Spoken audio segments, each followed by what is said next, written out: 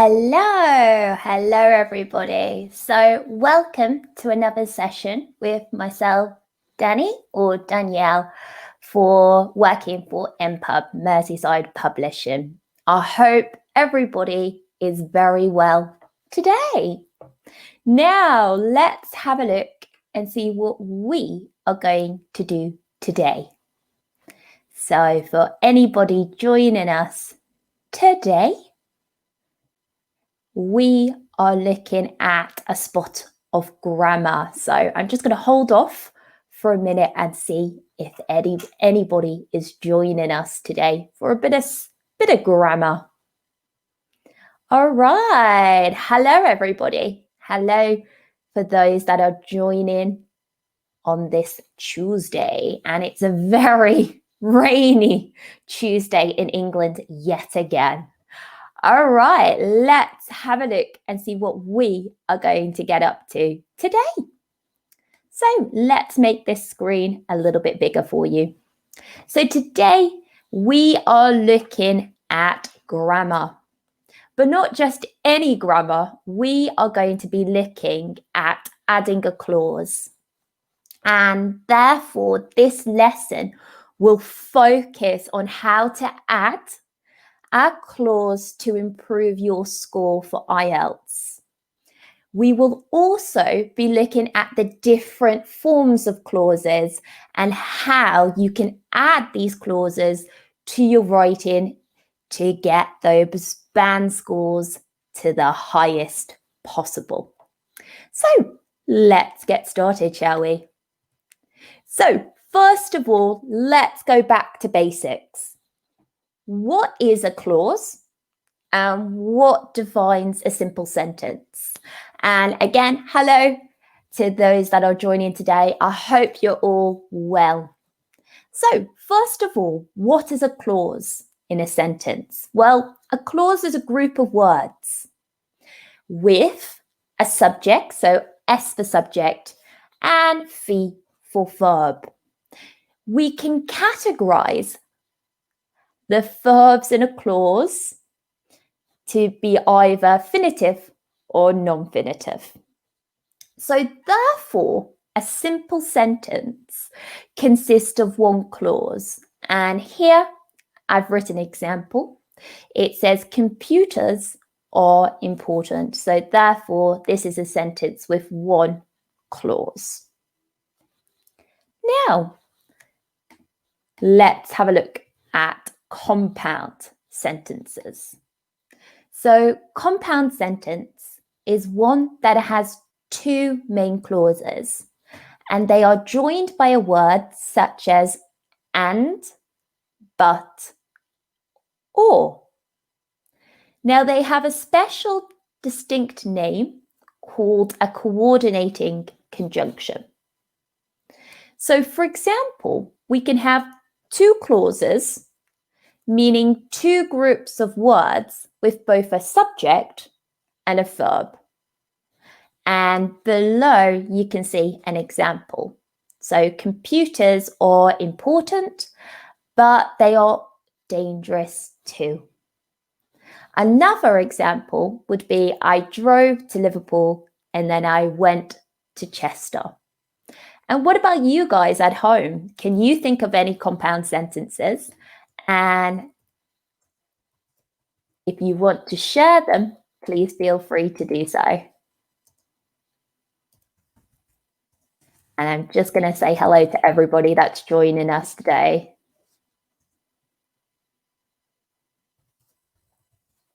And I hope you're all well.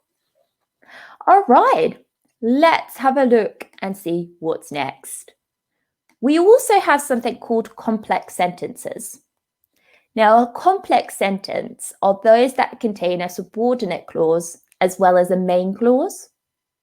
For example, when my new computer arrives into store, I will receive an email notification. So therefore, a subordinate clause is one that contains special information about the main clause. And it will usually, sorry, get my words out today, be introduced by a linking word. So over to you guys. can anyone give me some examples of linking words? How many linking words can you name? And also, which ones are most suitable for IELTS? So for those that are joining, how many linking words can you think of? And which ones are the most suitable for IELTS, especially for your writing?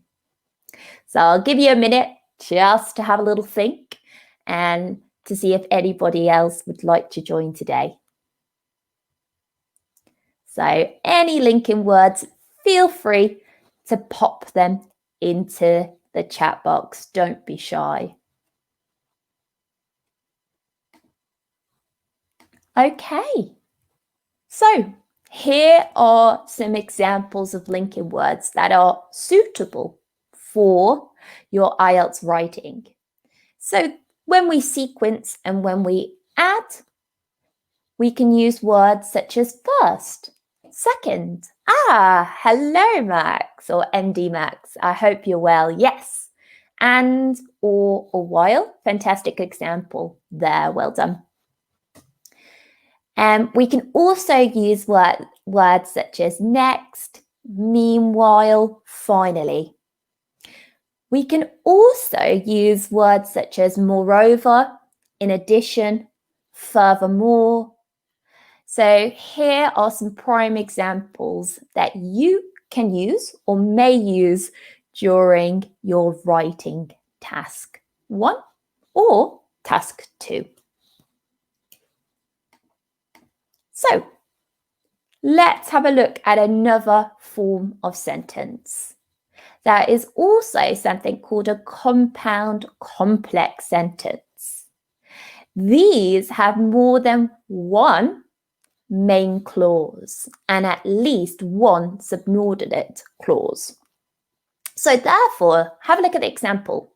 It says, I met Bill and we decided to use my computer because his was unreliable. So that is a compound complex sentence. And we will be looking at this in a bit more depth and detail a little bit later. Okay, let's have a look at this question. It's a big question. What are the different sentence types? Can anyone remember them? Or does anyone know them? If so, feel free to pop them into the box so that we can share and we can have a look at them together. So any different sentence types? If so, what are they? All right. So here they are. Let's hope those that are joining today got this right. So there are simple sentences, compound sentences, complex sentences, and compound complex sentences. Now, for your IELTS examination in your writing, you will, if you are wanting to score the high band scores, you will need to add complex sentences because this type of sentence structure is so important for IELTS. In order to get above a band 6 or even a 5.5, you need to be using these types of sentences, and therefore it will show the examiner how to demonstrate that you're able to use different sentence types and different types of clauses. So we will be looking at that a little bit later. Okay, let's move on, shall we? So have a look at this. We are going to have a look at some sentence clause practice. So there are 6 sentences here on the board.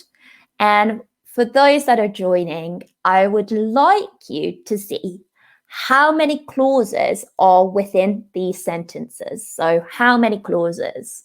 Are there 2? Are there more? How many clauses? So what I'll do, I'll read out the sentences, and if you can tell me how many clauses you think are in each one, that will be wonderful. So let's have a look and see.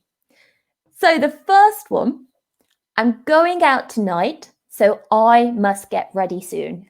How many clauses are in this sentence? So how many clauses can you see in that sentence? And again, don't be shy. Feel free to add it in the box. 2, global warming is a major problem, but it can be solved if we take action now. All right, so how many clauses in that sentence? So how many in 1? How many in 2? 3, obesity is getting worse now in developing countries. Again, how many clauses in this sentence? And well done, Max. Thank you for your answers. Keep putting them in. I love to see answers, you see. 4, I don't know when I will be able to stop studying because I have many more exams. So for those that are joining, how many clauses in these sentences? So we're counting the individual clauses of the sentences. 5, although cars are essential, they cause a lot of pollution. So governments must take action soon, and individuals also need to play a role. So again, how many clauses can you see? How many clauses are you spotting in these sentences? 6, I felt unwell. Oh no, this person's ill. When I ate the food, so I'll probably not eat at the restaurant again, but I think my friend will. So again, how many clauses in this sentence? All right, guys, for those that want to add any more answers, well done to MD Max for adding your answers in. I shall reveal the answers in a moment. So don't be shy, pop them in there, and then we'll have a look and see how many clauses in each of these 6 sentences. Okay, let's have a look at those answers. So here they are. In sentence number 1, well done, MD Max. There are 2. Well done. There are 2 clauses in the first sentence.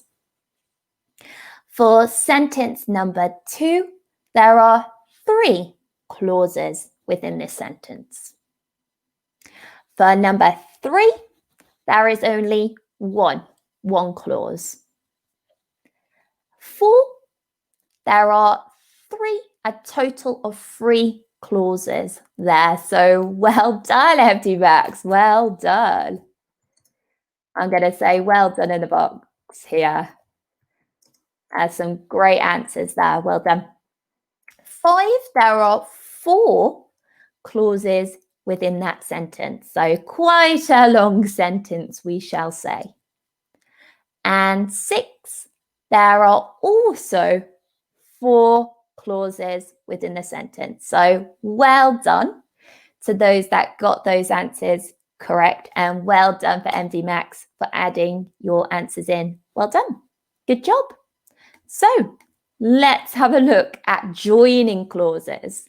So we know the different types of sentences, but how do we join clauses? How do we implement them into our sentences in order to score a higher band score? Well, let's have a look. Coordination. Coordination joins 2 short clauses with a conjunction, and we like to call them coordinating conjunctions. Now, what are they? What examples are there of coordinating conjunctions? Well, they include words such as and, but, or, neither, nor, yet. They are the main types of coordinating conjunctions. Now, when two or more clauses are joined by a conjunction, other than these coordinating conjunctions, the ones that I've just mentioned, and, but, neither, nor, or yet, then one of the clauses is the main clause, and the other clauses in the sentence are the subordinate clauses. Now, my next question to you guys at home or work or wherever you may be is, do you know the different types of subordinate clauses? As there's quite a few. So do you know the different types? If so, feel free to share them. And in a moment, I will show you the list of different ones. Okay, let's have a look, shall we? So here are the different types. So there are 5 main different types, and we can put them into the following forms. So the first one is an adverbial clause. The second one, which I'm sure that you're all very familiar with, are relative clauses. There is also a conditional clause, such as your 0, your first, second, and third, and mixed conditional sentences that use different clauses. 4 are reported clauses. So we're talking about reported speech here. And again, it's using reported speech in 2 forms of clause in a sentence. And 5, there are also noun clauses. So what we're going to have a look at today is these types of clauses, how we can use them, and how you can input them into your writing in order to score a high band score. So let's move on, shall we?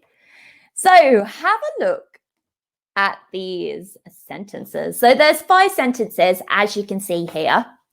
And I want to know what type of subordinate clause are these? Okay, so what I mean by the different types for those that are joining today is, are they an adverbial clause, relative clause, conditional clause, reported, or noun clause?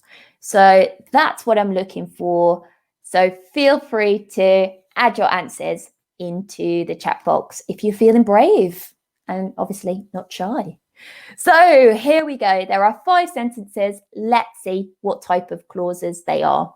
So number 1, what matters the most is that people are allowed a fair hearing. So we're talking about a fair hearing within a court setting. 2, they went outside as soon as the fireworks stopped. What type of clause is this?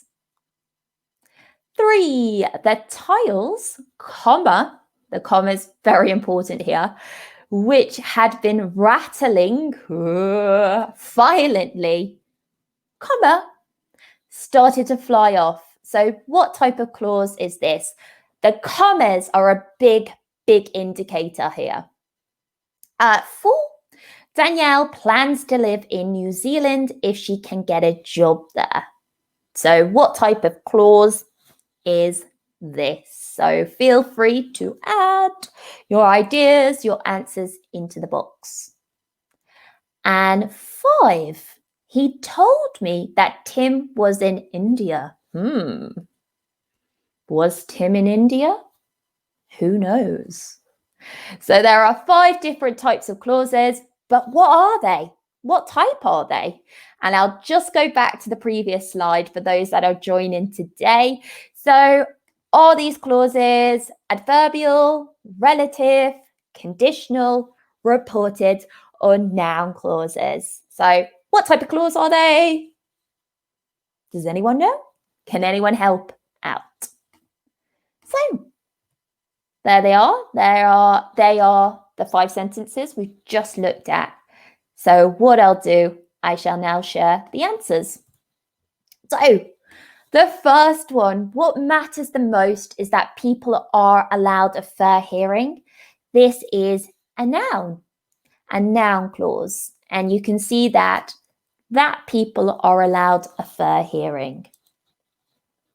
Second sentence is an adverbial clause as it uses as soon as. Number 3 is a relative clause. Like I said, those commas are very important, a big indicator for what type of clause it was.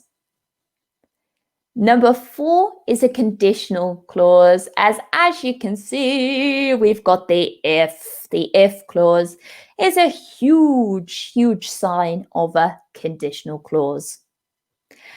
And lastly, in number 5, it's a reported clause. So he told me that Tim was in India. So there you go. There are 5 different forms of clauses. And these types of clauses are ones that you can use for your IELTS writing. Now, moving on, let's have a look at the use of relative clauses. The use of relative clauses is important. It therefore tells us, so the use of relative clauses tells us more about the nouns. So basically, they function and they work a little bit like an adjective for describing words. So there are 2 forms of relative clauses. Does anyone know what they are? So 2 forms of relative clauses, but what are they? What types of relative clauses can you name? So again, for those that are joining, feel free to add them into the chat box.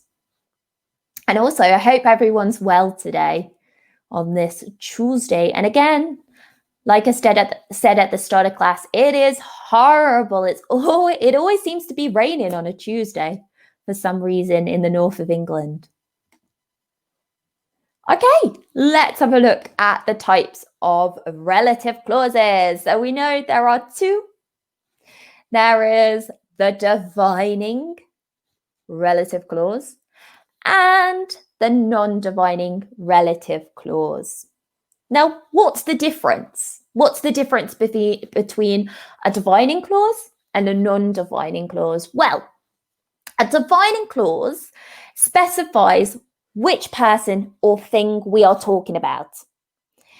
It cannot, in any circumstances, be separated or taken away from the person or the thing it describes. That's why it's defining. We can't omit it, we can't take it out. For example, Danielle is the only person here who owns a dog. We can't take the who away. We can't take that relative clause out of the sentence because it's defining.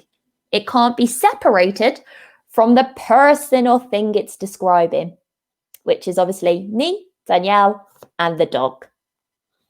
Now, we also have non-defining clauses, and these clauses contain additional information.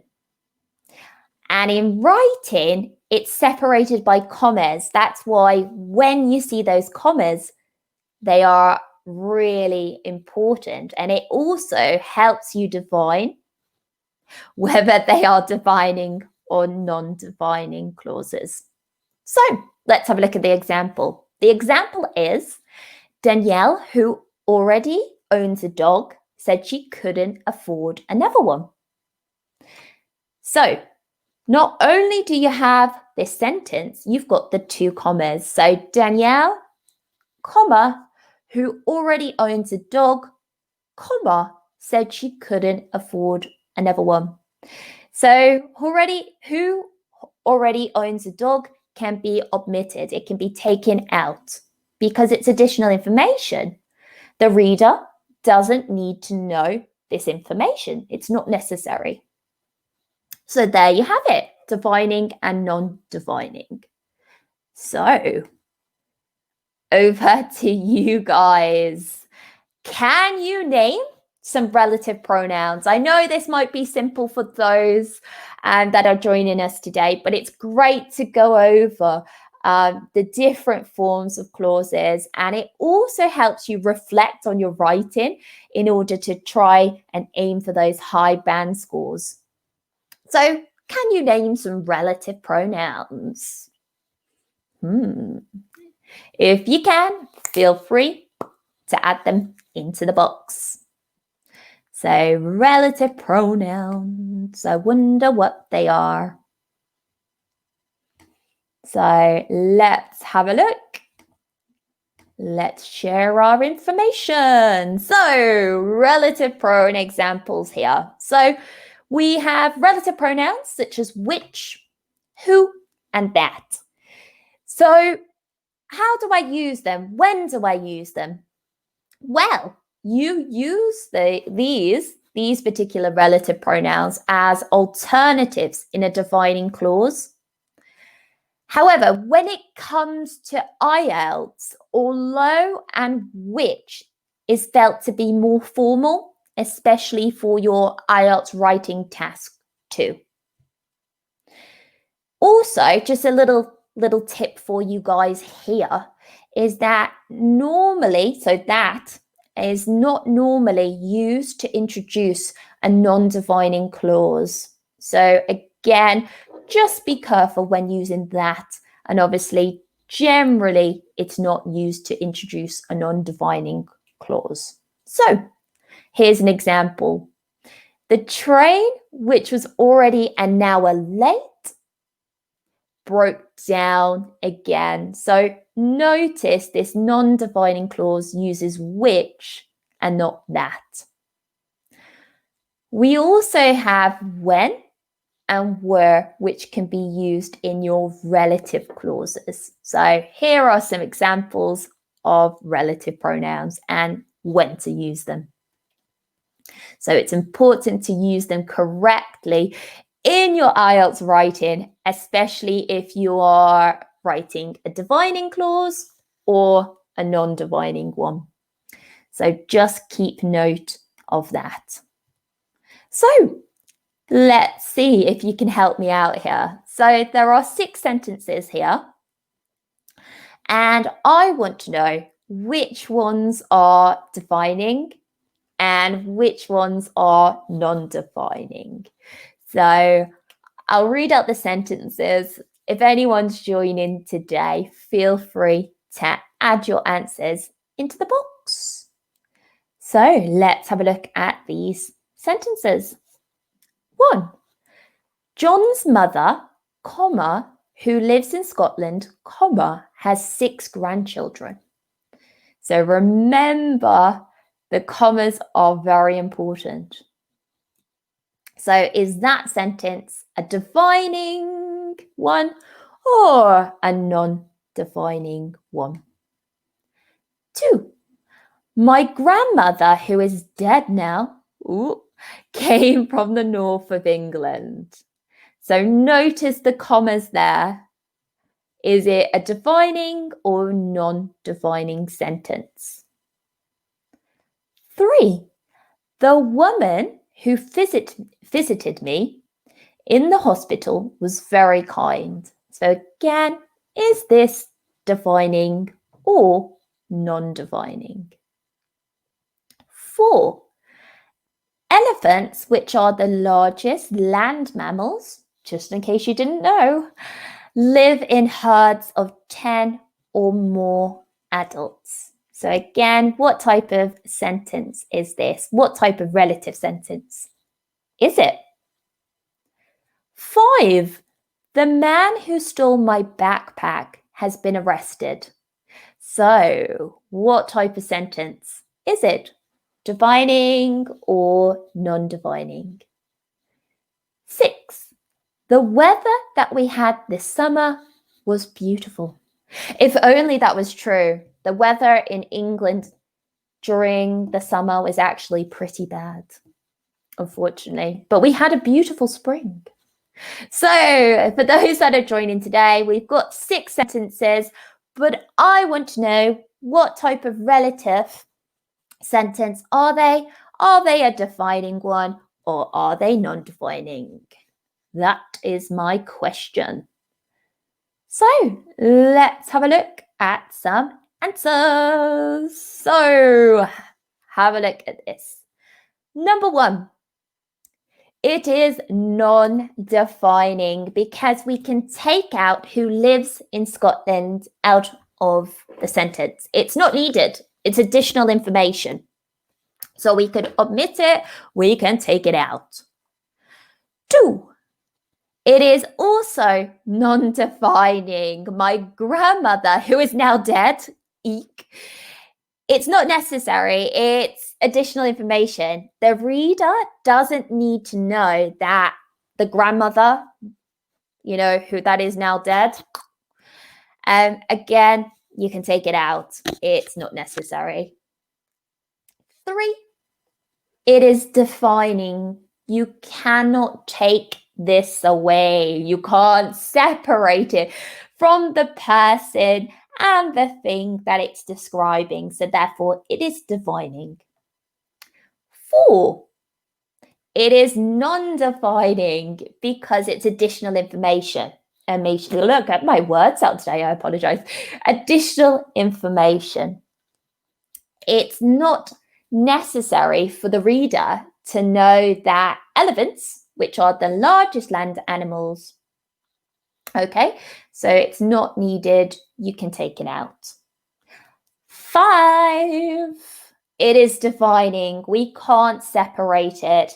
It can't be taken apart or taken away from the thing or the person it's describing. So the man who stole my backpack has been arrested. Hooray! Some good news.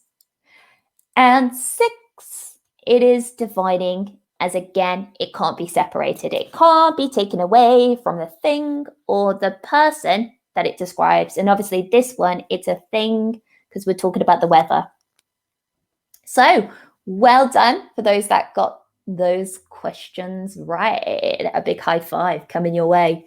So moving on, let's have a look and see what's next. So adverbial clauses. So obviously in your IELTS writing, you should indeed use adverbial clauses, but getting adverbial clauses right is the key.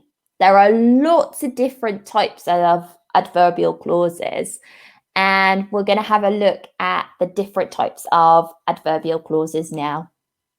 So generally, they follow the main clause adverbial clauses. And adverbial clauses can be put into the following categories. So we can put them into time. And a time adverbial clause sets the timing for the main clause. So it'll tell us when the action took place. We can also have an adverbial place clause. So this tells us where the action of the main clause takes place. We also have adverbial manner clauses, and this sets out how the main clause was carried out. We also have reason, and the reason sets out the thinking, the idea behind the action of the main clause. We also have purpose, and this form of adverbial clause tells us the reason why. So it sets out to tell us why in the main clause. We also have result, adverbial clauses involving result. And this tells us what happened or what occurred when the main clause was carried out. And lastly, we also have contrast. And contrast suggests or tells us that something else might need to be done. Something else might have been done better if we had done da da da da da da da. So They are the different forms of adverbial clauses: time, place, manner, reason, result, and contrast. So 6 there. So over to you, lovely people at home. Let's have a look and see. So I've got 7 sentences here, but I want to know, what type of adverbial clauses are they? Do they demonstrate manner? Do they demonstrate reason, result, contrast? What do they demonstrate? What do they tell you, the reader? So don't be shy. Feel free to add your ideas into the box. And let's see what type of adverbial clauses are in these sentences. So I'll read them out for you guys and feel free to share your ideas. So 1, we should go as soon as you're ready. Is that manner? Is that time? Is that result? 2, wherever you looked, it was nowhere to be found. Oh no, someone has lost something. I hope it's not important. 3, the room was prepared just as he had requested. So again, what type of clause is this? Is it demonstrating result, contrast? What do you think? 4, I don't want to go because I dislike horror movies. 5, put it there so that it holds the door open. So again, what type of adverbial clause have we got here? Is it contrast? Is it reason? What do you guys think? 6, Ben was so angry that he kicked the wall hard. Eek, I wonder what happened to Ben.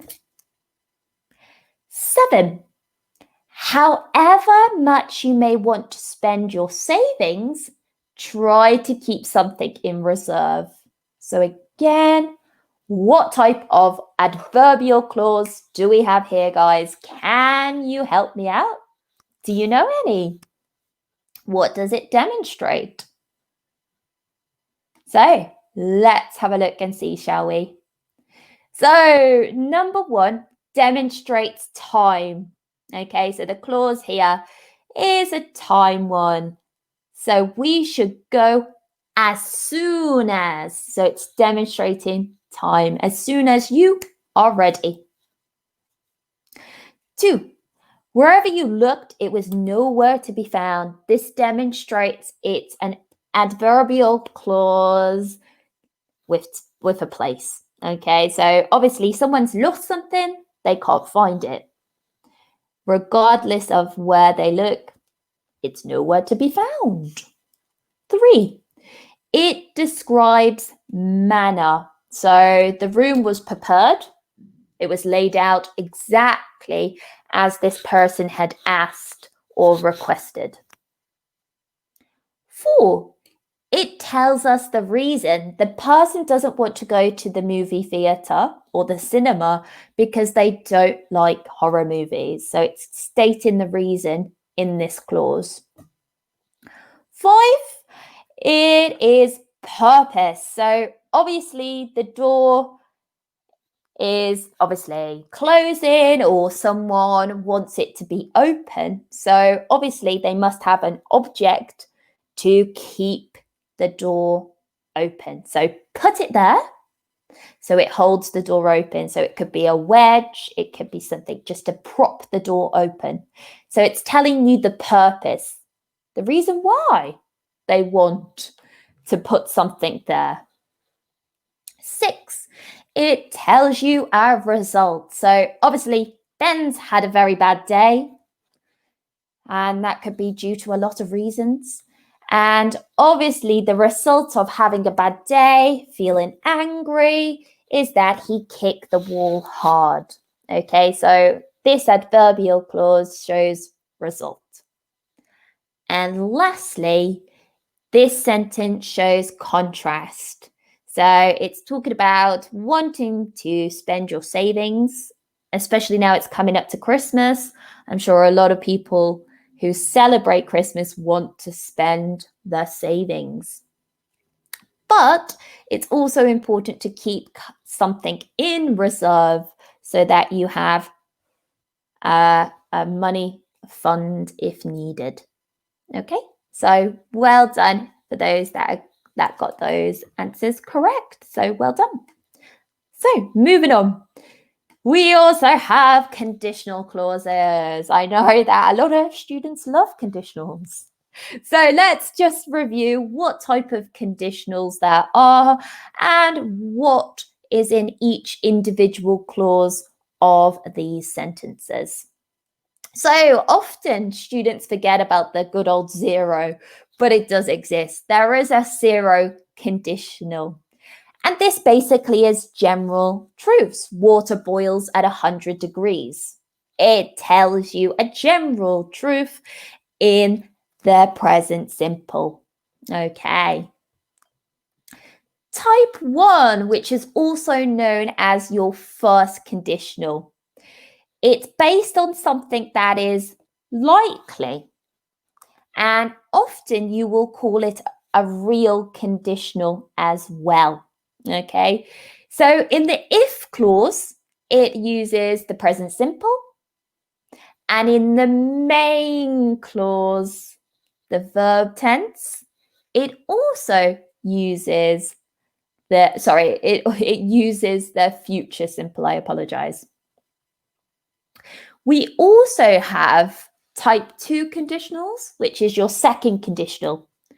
And often we will call them unreal conditionals. So things that are very unlikely to happen. For example, if I won the lottery, I would buy a huge mansion, a brand new car, and I would travel around the world.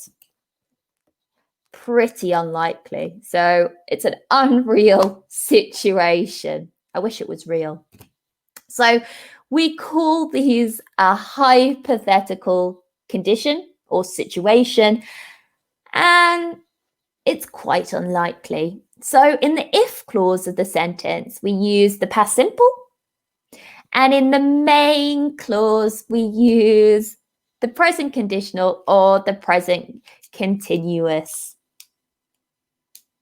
So type 3. These are an unreal past situation with a probable result in the past. Okay, so we're kind of reflecting on, oh, what if we had done this? What if we had done that? So in the if clause, it uses the past perfect. Hello, hello, hello, hello. And in the main clause, it uses your perfect conditional.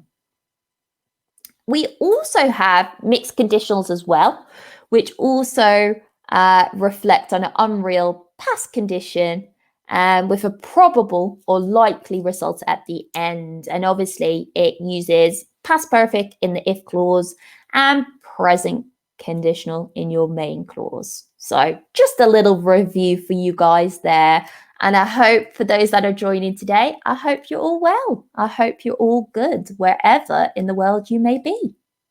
So let's have a look at some examples. Feel free to join in. Feel free to add your answers. Don't be shy.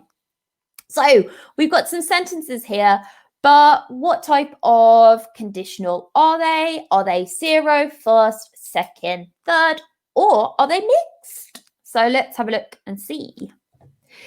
If it rains, the grass gets wet. What type of conditional is that? Second one, if you went to bed earlier, you would not be so tired. What is that? If it rains today, you will get wet. Like today in England. And the next one, if I were you, I'd marry him straight away. The next sentence, they will not finish their homework unless they start now. Uh-oh, naughty students. And the last one, we could have taken a longer holiday if we had not spent so much money on the house this year. Yikes. So what type of conditionals are these sentences? Let's have a look and see. So the first one is 0. It is obviously a fact. The next sentence is second conditional. It's unlikely. The third sentence is your first conditional. It is a likely, probable situation. The next one, if I were you, I'd marry him straight away, is second conditional. It's offering advice, but obviously you're not that person, so it's unlikely. The next one was indeed first. And lastly, it is a mixed conditional, just to put that in the mix there. So well done if you were able to get those answers correct. Well done, guys. So let's have a look. So some final tips just to wrap this clause class up. So my advice for you guys is the following. So ways to improve your band score. How can you do it? How can you get a higher band score for your writing, especially in your writing task 2? Well, use different forms of conjunctions, especially the ones we've looked at today, your subordinate conjunctions. Join your clauses with because, so that, although, while, whereas, and obviously some of the others we looked at before. Use relative clauses to add information.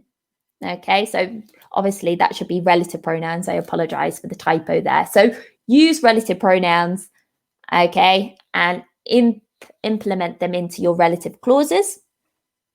So, for example, instead of writing a cat was sitting on the wall, you can write there was a cat sitting on the wall. So it looks pretty similar, but sitting on the wall is now an adjective, phrase, and not a verb. So change your form up. You don't have to use over complicated grammar, but change it round so that the examiner can see that you can use an array of different forms of grammatical structures and tenses and phrases and clauses.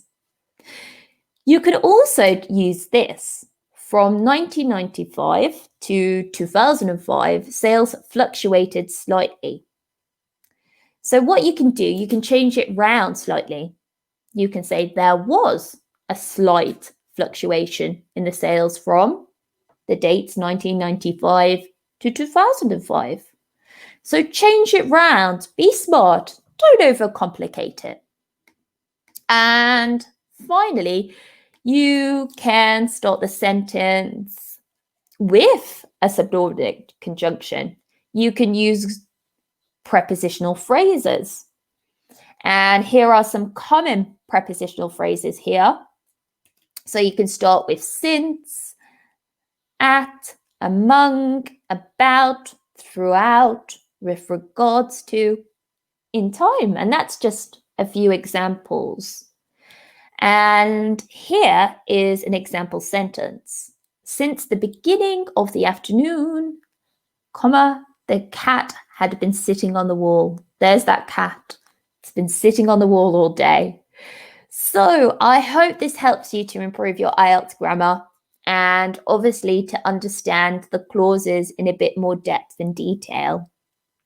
So in order to have a look at this in more depth, my sources are as follows. Have a look at IELTS Liz. There's lots on her website directly linked to adding clauses into your IELTS writing to gain a higher band score. For more information on the grammar side of things, you can use ef.com, English First.